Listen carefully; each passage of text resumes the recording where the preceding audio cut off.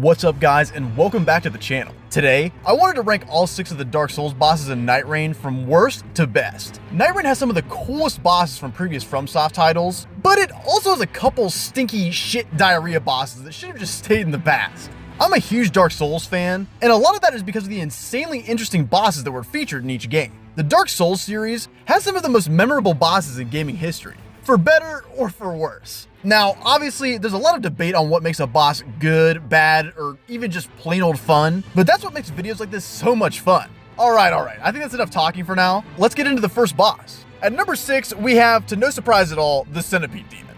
Dude, this fight is one of the worst bosses FromSoft has ever cooked up. If this were a steak, it would be just barely seared on the outside. This can hardly even be called a boss, especially by FromSoft standards. The Centipede Demon was such an odd choice for Nightreign. It kind of just seems like a haha, he's in the game type thing, maybe. I don't know if that's what they were going for, because a lot of what made him even slightly difficult in Dark Souls 1 was his arena. It was almost completely engulfed in lava, making the few small spots that weren't somewhere you just kind of had to bait him to if you didn't want your flesh to melt off. He's super slow and has a really small attack pool. He winds up really slow, and though he may hit hard sometimes, he's not much to worry about, especially in Nightreign. Maybe because our characters move way faster than they did in Dark Souls. I don't know, something's just not right here. He also has some of the classic reused dragon moves that basically every FromSoft dragon has. You know, the individual leg stomp and that fly in the air ass stomp thing. Yeah, that. This boss is just a Frankenstein's monster of sopping wet dog shit, and I hate him. And let's not even get started on his design. I swear to God, this boss looks like you stomped a gummy worm into dirt riddled with twigs. The Centipede Demon is such a huge L, literally any other boss would have been a better fit. But yeah, I refuse to keep talking about this boss. Let's move on to number 5. At number 5, we have the Gaping Dragon. Don't get me wrong, the Gaping Dragon is cool and iconic, but he is far from being an amazing boss. And while he is infinitely better than the Centipede Demon, he's still not amazing by any means. Outside of walking around and stomping on shit like a dominatrix, he has some pretty stale moves. A lot of his moves consist of easily telegraphed slams, which are only sometimes difficult to combat due to his size. He also has that accursed dragon ass drop too, just like the fucking Centipede Demon. My main gripe with the Gaping Dragon is his vomit that destroys your equipment, though that's even more of a problem in Nightreign, as instead of destroying your equipment, it melts your health. He has a pretty intense grab move too, but honestly, that's actually pretty cool. His design is also awesome. He's one of the most unique dragon bosses in the series, and he definitely reminds me of a horror movie from back in the day. Honestly, the Gaping Dragon is a fairly cool boss, but he could have easily been replaced. Now, let's move on to number 4. At number 4, we have Freya. I know this boss is a bit controversial, but I absolutely love it in both Dark Souls 2 and Nightreign. The only real reason it's at number 4 is due to its simplicity. On my first couple goes with this fight back in the day, the sheer scale of Freya impressed me. It was just super intimidating, especially before I realized you needed to attack her head. I mean, heads, I guess. She has a bunch of little shithead spiders that also give you trouble, but they're more or less fluff to give this boss a bit more character. She doesn't have a crazy amount of moves, but what is there is pretty fun. She actually has beam attacks, much like Nashandra, that definitely could take out a few Nightfarers when given the chance. She also has the run-of-the-mill stomps, lunge, and slam attacks, but she also has more unique moves, like her web spin, which causes you to move around like you spend a bit too much time with Lil Xan. This actually makes her more basic attacks more of a threat, since you can't properly react to them after this attack. I was super stoked to see Freya return. Not only does she have really cool moves, as well as an awesome design, but she's pure nostalgia fuel. And I love when developers lean into that type of stuff. But yeah, I think it's time for number 3. At number 3, we have the Dancer. This was one of my favorite Dark Souls 3 bosses back in the day, if not maybe my favorite at one point. The Dancer just has such an elegant ambiance that is pretty few and far between in Dark Souls 3.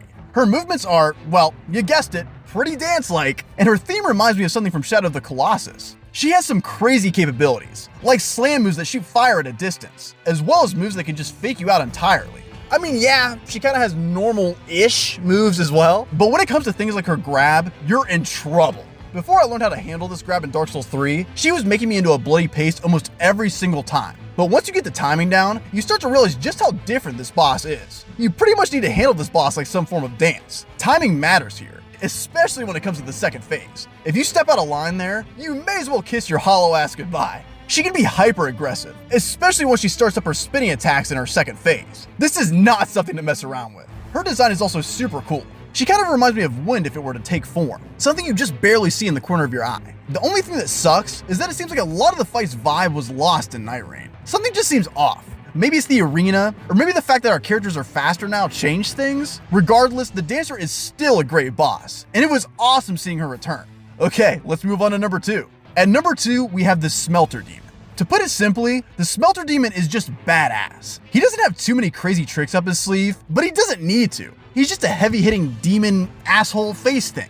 He's one of my absolute favorite FromSoft bosses. In Dark Souls 2, it truly felt like I was this puny guy hitting a rock with a butter knife. FromSoft did an awesome job with the Smelter Demon, and he translates well into Nightreign.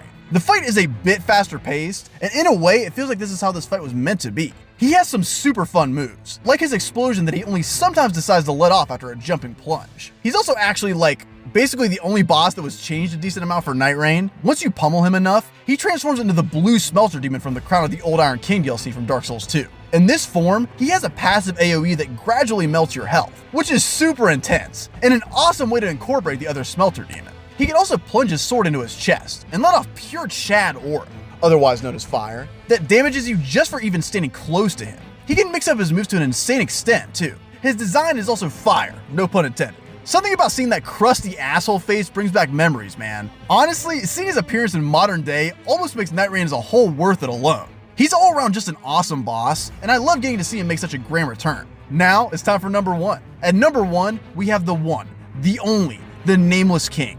This guy is a fucking legend. He is almost one-to-one copy and pasted from Dark Souls 3, and there's absolutely no problem with that. The Nameless King is such a strong, well-rounded boss that he doesn't really need any changes. Outside of missing his super cool arena from Dark Souls 3, he's perfect. Obviously, he's a bit easier than he was in Dark Souls 3 due to how fast our playable character is in Nightreign, but he still puts up one of the biggest challenges in Nightreign, almost rivaling some of the base Day 3 bosses. He has 2 excellent phases, featuring a pretty fun dragon boss fight, and after you beat him, you realize he was only a warm-up for the main event, the nameless, bully, asshole douchebag. He's no joke. He's got hella range, he's fast as fuck, and he hits like Tuco after smacking some of that blue stuff. Honestly, it's almost cooler seeing him in Nightreign as opposed to Dark Souls 3. It's far more of a shock in Nightreign, because you never know when he's gonna show up. He radiates pure Chad aura, and you know for a fact that he wouldn't hesitate to turn you into a chunky, knife-error smoothie. Once again, it's amazing seeing the Nameless King a bit more modernized. He looks spectacular,